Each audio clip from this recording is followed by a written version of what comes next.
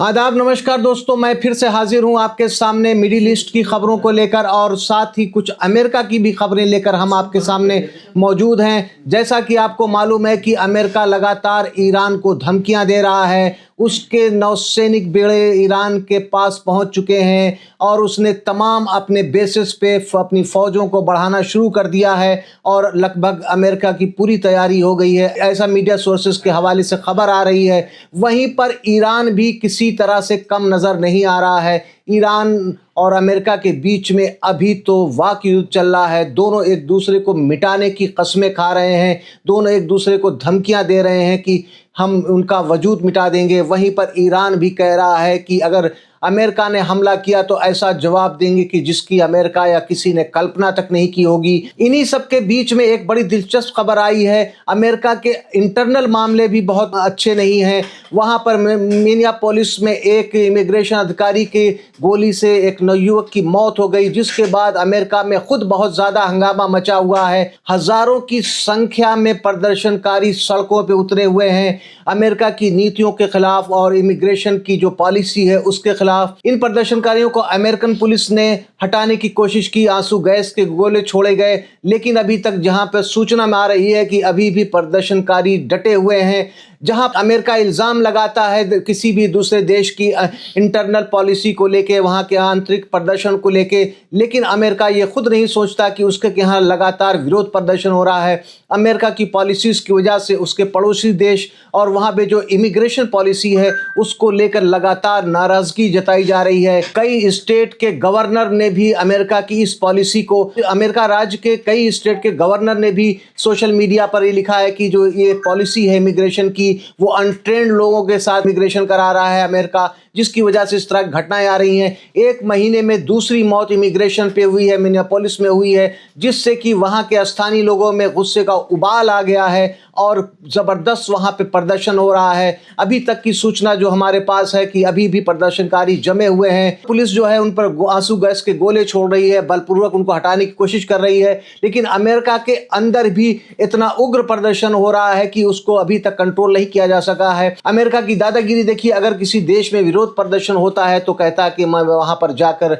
उसमें हस्तक्षेप करूंगा, उनकी मदद करूंगा। ईरान में तख्ता पलटने की साजिश जब से इस्लामिक क्रांति आई थी उसके बाद से लगातार अमेरिका और इजराइल मिलकर कर रहे हैं, लेकिन अभी तक वो वहाँ कामयाब नहीं हो सके हैं। ऐसा कि ईरान का दावा है कि जो यहाँ पर वो विरोध प्रदर्शन हुआ था वो प्रायोजित था, मोसाद और CIA की तरफ से इसको अंजाम दिया गया था, जिसको पूरी तरह से हमें ईरानी प्रशासन कहना है दबा दिया गया है। और उन्होंने तमाम फुटेज दिखाई कि प्रदर्शनकारी हाथों में AK-47 तलवार और चाकू और लाठियाँ लेके, जिस तरह के असलहे लेकर आए थे।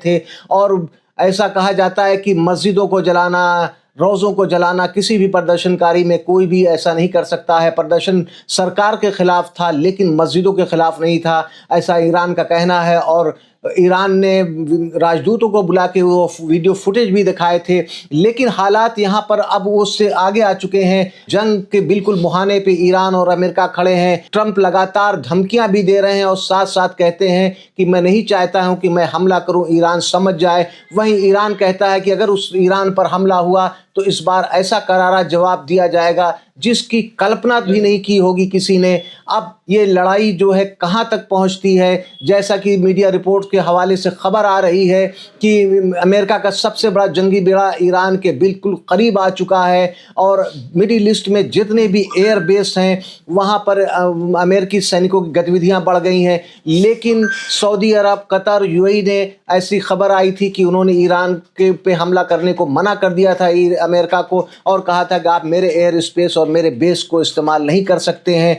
वहीं इस बार ऐसी खबरें आ रही हैं कि अमेरिका अब जॉर्डन को अपना बेस बनाएगा, वो पॉइंट रखेगा जहां से कि वो ईरान पर हमला कर सके, क्योंकि जॉर्डन के जो शाह हैं ऐसा माना जाता है कि वो अमेरिका और इजराइल के बहुत ही करीबी हैं और उन्होंने अभी तक इस तरह की कोई प्रतिक्रिया नहीं दी है अमेरिका को कि हमारे यहाँ से हमला ना कर सके। यही वजह है कि जॉर्डन में सैन्य गतिविधि अमेरिकन बहुत ज़्यादा बढ़ गई है और साथ ही साथ अमेरिका जो है ईरान को चारों तरफ से घेरने की कोशिश में लगा हुआ है। आज की जो ताज़ा खबर निकल कर आ रही है ईरानी सोर्सेज से कि ईरान ने अपनी सबमरीन सबमरीन को समुद्र में वो अमेरिकन बेड़े के बिल्कुल पास तक पहुंचा दिया है और 2 सबमरीन उसके आसपास है। अगर उस बेड़े से ईरान पर हमला किया गया तो ये सबमरीन उस बेड़े पर हमला कर सकती है, ऐसा मीडिया सोर्सेस के हवाले से खबर आ रही है। और आपको मैं बता दूं कि ईरान ने भी अपनी पूरी तैयारी कर ली है। इस बार ऐसा बताया जा रहा है कि